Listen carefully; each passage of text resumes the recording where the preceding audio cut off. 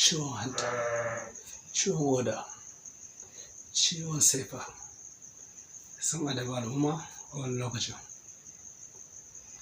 To zan bada gudunmawa da shawarwari masu amfani da yardar Allah. Assalamu alaikum warahmatullahi wabarakatuh. Wani yake wannan musulmi da fatan kwana cikin ƙoshin lafiya.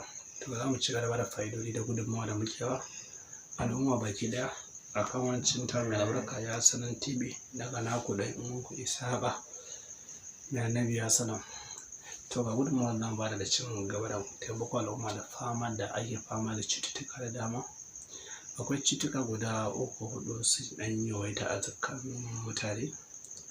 Da aka samu wani da ciwon hanta, kuma ciwo ne da yake mugun illa ga lafiyar ɗan adam, kuma yake saurin kashe ɗan adam a cikin sauƙi. Haka zalika shi ma ciwon ƙoda tana ɗan yawan addabar al'ummar musulmi, kuma al'umma a duniya baki ɗaya ma bata cika saurin kashe mutum ba. Sannan ga ɗaya uwa uba kuma ciwon zuciya, ko kuma ce bugun zuciya, ko kuma ce zafin zuciya, ita ma tana ɗan yin tasiri ga al'umma baki ɗaya. Amma da bincike da nazari da muka yi, a kuma ƙaranta bincike da masana bincike sun ƙari sun gano wani sirri mai sauƙi ko mai galaba ga lafiyar ɗan adam a cikin abubuwan da muka fiye ci ko kuma ci, amma mutane ba su fiye cin sa ba ko kuma ba su yi ƙoƙari akan cin wani abun ba. Ba komai ba ne, shi ne da itacen dabino. Sannan haka da iyayenmu da baya sauransu sun da sun san dabino yana da fa'idodi da dama barkati daban-daban, wanda ke da muhimmanci kuma su riƙe shi a matsayin mai kimar daraja a gunsu kuma da abinci. Sai in ka bi zamanin annabawa da sauransu, to da mutum ya ci dabino kawai an sha ruwa an kwanta, da sauran makamantan irin wannan bayan Allah da yawa.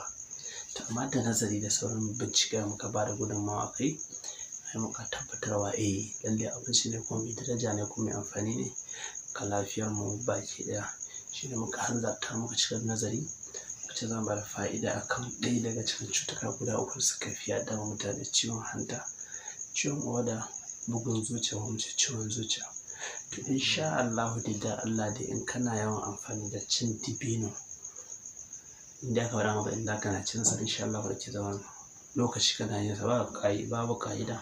In kana sa to za ka samu zuciyarka ta samu nutsuwa, ka samu nutsuwa ta yadda buga ta na ciwo da yardar Allah. Ka abin da aka yi shi nan, yanzu misali ka samu dabino kamar guda 3 kuma ce guda 5 ko ce 6 dai. In ka same shi sai ka raba shi biyu, in ka raba shi biyu sai ka raba sauran dukan sa guda biyu, sai ka wanke su, ka samu asalin dabino fiyo fresh dabino, sai ka samu sa cikin wani ɗan kofi ka ajiye su, ya samu 24 hours ko kuma ce ka sai da yamma zuwa wayewar gari kar ka ci komai, sai ka ɗauki dabino nan kamar guda 5 ɗin ko 6 nan kai ka ci. In ka ci shi, shan ruwa in ka so ka sha ruwan, in baka so kar ka sha ba matsala ba ce. Ka ɗauki tsawon lokaci kana yi, in Allah ya yarda, in dai ciwon zuciya ne ta zo ƙarshe da yardar Allah kuma an samu warakata. Sannan kuma ka ci gaba da yin wannan, inda aka wannan ne bayan ka amfanin ka san da yan wasu masu ci gaba da yi, wasu ma Allah warkar da su ya biya wani bukatun baki ɗaya. Sannan muna tare da mutane, duk mutum da yana da ciwon hanta ko ciwon ƙoda zai tuma ta fan number ɗin mu ko kuma ta WhatsApp number ɗin mu za mu cewa ko ta Facebook da muke amfani da shi. Insha Allah da yi samu maganin da yake buƙata ko ciwon ƙoda ko ciwon hanta da Allah wanda muke so zai yi amfani da su ko da daɗi da nasara insha Allah.